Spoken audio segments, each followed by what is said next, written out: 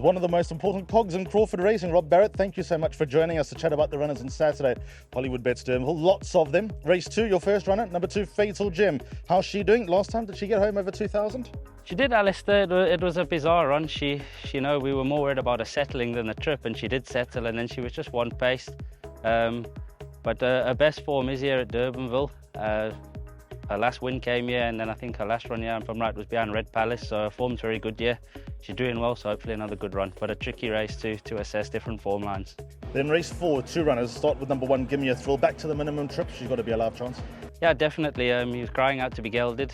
He's been gelded now because he wasn't the best temperament-wise. He's been gelded now. I think race fitness might just catch him out, but a horse to follow going forward. And then number 3, Angel's Oasis, the stable companion. Where's she at? Another one, last run, no real explanation.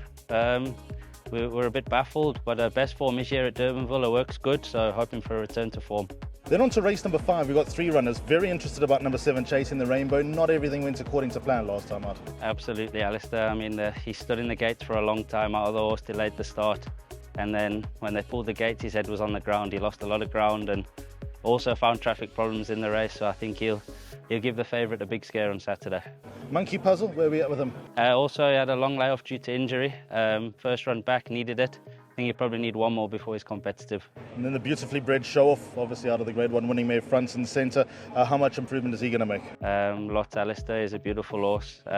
Very nice debut. Just took a while to make his debut. Also wasn't ready mentally or physically, but a very nice horse going forward. Just tricky draw to overcome, especially here. And then 4 horses in race number 6. Let's start with number 8, Barrett. Gareth Wright takes her out, 1 run under the belt. Yeah, nice debut. We were happy. She's been crying out to go a trip, but just not mentally or physically ready. Being a full sister to Rascallion, she's well bred, but will definitely make improvement. Then number 9, Tuscan Romance. She's kind of slipped off people's radars after that string of seconds. Yeah, I think I don't want to put my foot in it, but I think Saturday might just be the day. I think it's a perfect trip because she's a horse with no trip, but that's why 1500 here.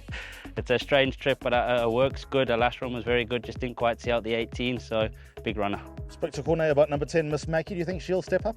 I do actually. Also needed to go a trip a bit like Barrett, but just wasn't physically or mentally ready, but will definitely improve. And if number 15, Valley of the Dolls, gets a run, any expectations? Similar, just looking for improvement, going ground and just being given time off to strengthen really. Then we go on to the next one. Military Messengers are made in one of these low-grade Class 5s. They can be dangerous. Any expectations here? Alistair's a lot better than his form. He, unfortunately, he does everything right on the bit, and then as soon as he comes under pressure, he knocks himself very badly behind. So he's a lot better than his form. It's just a case of Gareth's going to have to keep him balanced for as long as possible, and then hopefully he can finish it off. Race 8, number 7, Speed Racer. What's happened there? This time last year, consistent, nice horse, good to follow. Just dropped the bundle lately.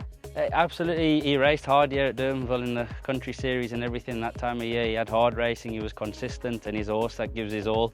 And then he had a little break, and I thought his comeback run behind Kaiboy was a good one. He just got tired. But again, no real explanation for his last run, so it was back to the drawing board and hoping for a return to form. And then last runner coming up in Dane with Tricks. She looks like she's peaking. Got to be ready to pop now. Absolutely. Had a long time off because of a colic op. Needed the first run back. I thought a second run back in the country series, the country final, the finals. Good run behind the Colts, big weight, 59. Only got beat 2 lengths. I think she's cherry ripe and probably one of our better runners on the day. Perfect. Thanks so much, Rob. Pleasure.